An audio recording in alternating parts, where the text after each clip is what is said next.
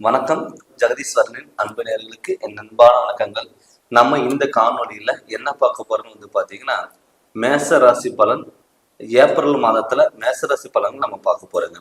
பொதுவாகவே ஒவ்வொரு மாதத்துல கிரகங்களின் பயிற்சியினால ஏற்படக்கூடிய ஒரு மாற்றங்கள் ஒவ்வொரு ராசிக்கு என்னென்ன மாத பலன்கள் நம்ம பார்த்துட்டு வரோங்க.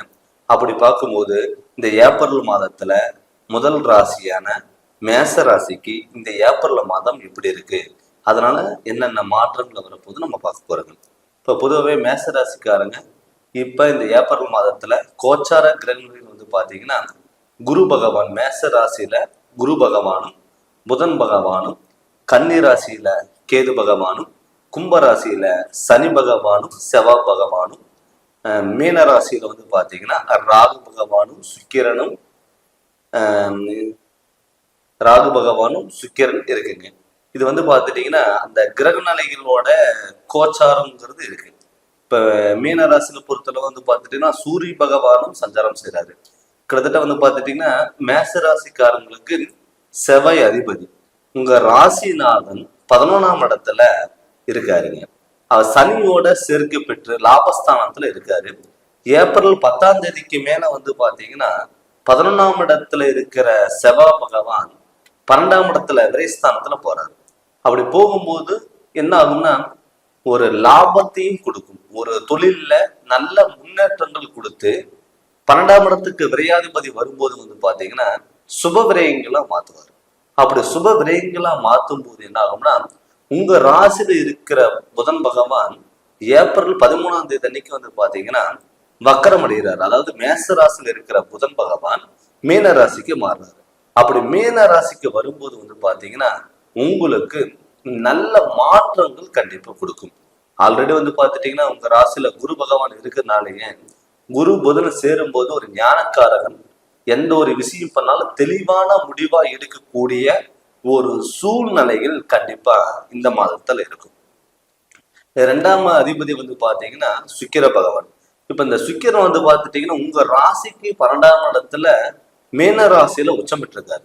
அப்படி மீன ராசியில உச்சம் பெறும் பொழுது உங்களுக்கு இந்த ஏப்ரல் மாதத்துல குடும்பத்துல பாத்தீங்கன்னா நல்ல விசேஷங்கள், பொருளாதாரத்துல ஒரு முன்னேற்றங்கள், இழந்த செல்வங்களை மறுபடியும் மீண்டு வருவதற்கான வாய்ப்புகள் அதிகம். எப்பயுமே வாக்குஸ்தானம் குடும்பஸ்தானங்கிறது நல்லா இருந்தாதான் மற்ற செல்வங்கள் நீங்க நினைச்ச மாதிரி எல்லாமே அமையும். அப்படி இருக்கும்போது உங்க வாக்குஸ்தானாதிபதி பாத்தீங்கன்னா உங்க 2ஆவது அதிபதி 12ஆம் இடத்துல இருக்கும்போது 12ஆவது அதிபதியோட குரு பகவான் உங்க ராசியில இருக்கும்போது கண்டிப்பா பாத்தீங்கன்னா நல்ல மாற்றங்கள் வரும். அது இல்லாம பாத்துட்டீங்கன்னா உங்க ராசிக்கு 12ஆம் இடத்துல புதன் வக்கரம் அடையும் போது, அது இல்லாம பாத்தீங்கன்னா 11ஆம் இடத்துல இருக்கிற உங்களுடைய ராசி அதிபதி உங்களுக்கு விரைஸ்தானத்துல 12ஆம் இடத்துல வரும்போது பாத்தீங்கன்னா இந்த கிரகங்கள் இது பயிற்சியினால இந்த மாதத்துல பாத்துட்டீங்கன்னா ஒரு முக்கிய முடிவுகள் எடுக்கக்கூடிய ஒரு வாய்ப்புகள் இருக்கு. கிட்டத்தட்ட 2-3 மாதத்துல பாத்துட்டீங்கன்னா ஒரு முடிவெடுக்க முடியாம குழப்பத்துல இருந்திருப்பீங்க, தடுமாற்றங்கள் கொடுத்திருக்கும். இது பண்ணலாமா வேண்டாம யோசனைகளே உங்களுக்குள்ள இருந்துட்டு இருக்கும். ஆனா சொன்ன செயல்களை பாத்துட்டீங்கன்னா நினைச்ச விஷயங்களை உங்களால பண்ண முடியாத போகக்கூடிய ஒரு சுச்சுவேஷன் கண்டிப்பா இருந்திருக்கும். ஆனா இப்ப இந்த மாதத்துல ஏப்ரல் மாதத்துல நினைச்சது நடக்கக்கூடிய ஒரு வாய்ப்புகள் இருக்கு. அது மட்டும் இல்லாம உங்க ராசிக்கு 6ஆம் இடத்துல பாத்தீங்கன்னா புதனோட வீட்டுல, அதாவது கன்னியோட வீட்டுல கேது பகவான் இருக்கும்போது எதிரிகளை வெல்லக்கூடிய ஒரு வாய்ப்புகள் எப்பவுமே உங்களை சூழ்ந்து பாத்துட்டீங்கன்னா நீங்க என்ன பண்றீங்க, என்ன விஷயங்கள் பண்றீங்க அப்படிங்கிற உங்களை சூழ்ந்து ஒரு நண்பர்கள் இருக்கக்கூடிய ஒரு எண்ணங்கள் இருக்கும். ஆனால் அது எல்லாமே சமாளிச்சு வெளியே வரக்கூடிய ஒரு திறமை, ஒரு பக்குவம் இந்த காலகட்டத்துல உங்களுக்கு அந்த ராசிநாதன்ங்கிறத செவ்வாய் பாத்தீங்கன்னா விரயஸ்தானத்துல வரும்போது கண்டிப்பா நல்ல மாற்றங்கள் வரும். அது மட்டும் இல்லாம இப்ப சனியோட செவ்வாய் சேர்க்கப்பட்டிருக்குங்க.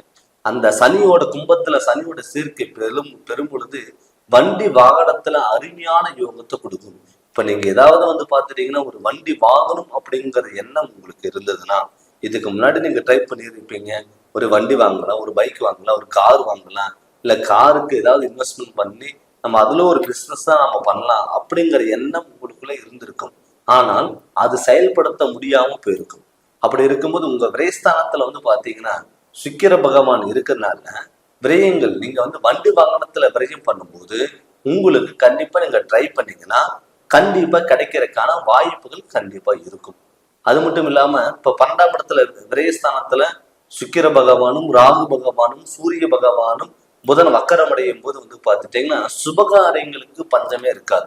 ஒரு சுப நிகழ்ச்சிகள் நடக்கிறதுக்கு வாய்ப்புகள் இருக்கு. என்னன்னு கேட்டீங்கன்னா விரயஸ்தானத்துல ஒரு 4 கிரகங்கள் உட்கார்ந்து இருக்கும் பொழுது நம்ம வந்து சுப விரயங்கள் வீட்டுல ஒரு நல்ல காரியங்களுக்கு நீங்க ஸ்டெப் எடுத்தீங்கன்னா அது நடக்கக்கூடிய ஒரு வாய்ப்புகள் இருக்கும். நல்ல காரியங்கள் எதுனா ஒரு திருமணம் பண்றது, ஒரு வீடு கட்டுறது, பழைய வீடு ஆல்ட்ரேஷன் பண்றது, இதெல்லாம் வந்து பார்த்துட்டீங்கன்னா ஒரு சுப நிகழ்ச்சிகள். அந்த சுப நிகழ்ச்சிகள் நீங்க பண்ணக்கூடிய ஒரு வாய்ப்புகள் இருக்கு. இதுக்கு முன்னாடி நீங்க திருமண பேச்சு எடுத்திருந்தீங்கன்னா தடங்களா இருக்கும், தடுமாற்றங்கள் கொடுத்துருக்கும்.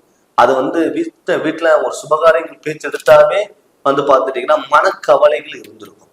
இப்ப இந்த காலகட்டத்துல அது எல்லாமே சரி செய்யக்கூடிய ஒரு வாய்ப்புகளா இந்த ஏப்ரல் மாதம் இருக்கும். அப்படி அந்த ஏப்ரல் மாதத்துல நீங்க இது முழுமையா நீங்க பயன்படுத்திக்கோங்க. அட்லீஸ்ட் வந்து பார்த்துட்டீங்கன்னா நீங்க பேச்சுவார்த்தையில பேசுறீங்கன்னா அது கன்ஃபார்மா இருக்கக்கூடிய ஒரு என்கேஜ்மெண்டே நடக்கக்கூடிய ஒரு வாய்ப்புகள் கட்டாயம் இருக்கும். அதனால திருமணம் ஆகாதவங்களுக்கு கட்டாயம் திருமணங்கள் நடக்கும்.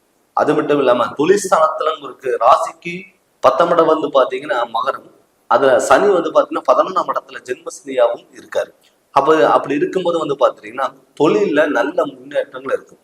கிட்டத்தட்ட வந்து பாத்துட்டீங்கன்னா ஒரே இடத்துல ஒர்க் பண்ணிட்டு இருப்பீங்க, திடீர்னு உங்களுக்கு ஒரு ஆஃபரா வந்து அந்த இடமாற்றங்கள் வரலாம். அந்த இடத்த விட்டுட்டு மறுபடியும் இன்னொரு இடம் சேஞ்ச், அதை விட நல்ல பெட்டரான இடம் கிடைக்கிறதுக்கான வாய்ப்புகள் இருக்கலாம். அதனால வந்து பாத்தீங்கன்னா தொழில நல்ல முன்னேற்றங்கள் இருக்குங்க.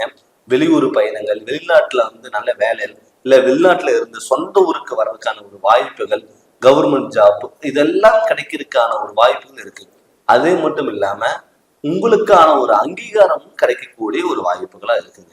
என்கிட்ட எத்தனை நாள் நம்ம ஒர்க் பண்றோம், எந்த ஒரு நமக்கு ஆப்பர்ச்சுனிட்டியும் இல்லை, ஒரு நல்ல பேர் இல்லை, எவ்வளவுதான் நம்ம ஒர்க் பண்ணாலும் நமக்கான ஒரு அங்கீகாரம் ஒரு பாராட்டுகள் இல்லை அப்படின்னு நீங்க மனசுக்குள்ள பல கவலைகள் இருந்தாலும் கூட அது வந்து பாத்தீங்கன்னா இந்த மாதத்துல உங்க ராசிநாதன் 12ஆம் இடத்துக்கு வரும்போதும் லாபஸ்தானத்திலையும் இருக்கிறதுனால உங்களுக்கு நல்ல வாய்ப்புகள் தேடி வரும். அந்த வாய்ப்புகள் நீங்க முழுமையா பயன்படுத்திக்கோங்க. கணவன் மனைவிக்குள்ள என்னதான் கருத்து வேறுபாடுகள் இருந்தாலும் அது வந்து பாத்தீங்கன்னா ஒரு சமசீரான வந்து பாத்தீங்கன்னா ஒரு சமமான நிலையா இருக்கிறதுனால கொஞ்சம் எந்த ஒரு விஷயமா இருந்தாலும் விட்டு கொடுத்துட்டு போங்க. ஏன்னு கேட்டீங்கன்னா இப்ப உங்க ராசியிலே வந்து பாத்தீங்கன்னா புதன் பகவானும் குரு பகவான் 2 சேர்ந்து இருக்கு. அப்படி புதன் பகவானும் குரு பகவானும் சேர்ந்து இருக்கும் போது வந்து பாத்தீங்கன்னா ஒரு முடிவு எடுப்பீங்க, ஆனா அது செயல்படுத்த முடியாம போகலாம். ஆனா அந்த முடிவு வந்து பாத்தீங்கன்னா இது கரெக்டான காலகட்டத்துல இது நீங்க கரெக்டா நீங்க பயன்படுத்தும் போது கண்டிப்பா உங்களுக்கு நல்ல மாற்றங்கள் வரும். அதனால இந்த ஏப்ரல் மாதம் கிரகநிலையில் கோச்சாரப்படி உங்களுக்கு அற்புதமான பலன்கள் கண்டிப்பா கொடுக்கும்.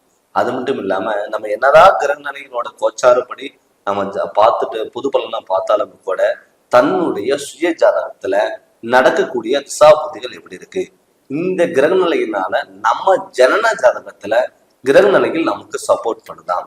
இப்ப நடக்கக்கூடிய திசைகள் வந்து யோகமான திசையா இல்ல மாரகாதிபதி திசையா அப்படிங்கறத நம்மளுடைய சுய ஜாதகத்தை நம்ம பார்த்துக்கணும். எப்பவுமே நம்மளுடைய சுய ஜாதகம் நமக்கு சப்போர்ட் பண்ணிருச்சுன்னா கோச்சாரப்படி கிரகநிலைகள் என்னதான் நெகட்டிவா இருந்தாலும் கூட நம்ம சுய ஜாதகம் நமக்கு சப்போர்ட் பண்ணும். அதனால உங்களுடைய ஜாதகத்துல நடக்கக்கூடிய கிரகநிலை அமைப்பு எப்படி இருக்கு, நடக்கக்கூடிய திசா புத்திகள் எப்படி இருக்கு அப்படின்னு சொல்லி ஜோதிடர்கள்ட்ட கேட்டு நீங்க தெரிஞ்சுக்கோங்க. நீங்க ஜாதகம் பார்க்கணும்னு சொல்லி விருப்பப்பட்டீங்கன்னா கீழே வர வாட்ஸ்அப் நம்பருக்கு உங்களுடைய ஜாதகம் அனுப்பி விட்டுட்டு ஃபோன் பண்ணி கன்சல்ட் பண்ணுங்க. கண்டிப்பா உங்களுக்கு நல்ல விளக்குங்கிறத தரங்க. இந்த சேனல் நீங்க ஃபர்ஸ்ட் டைம் பாக்குற மாதிரி தான் சப்ஸ்கிரைப் பண்ணுங்க, பெல் பட்டன் டச் பண்ணுங்க, உங்க நண்பர்களுக்கு ஷேர் பண்ணுங்க. நன்றி, வணக்கம்.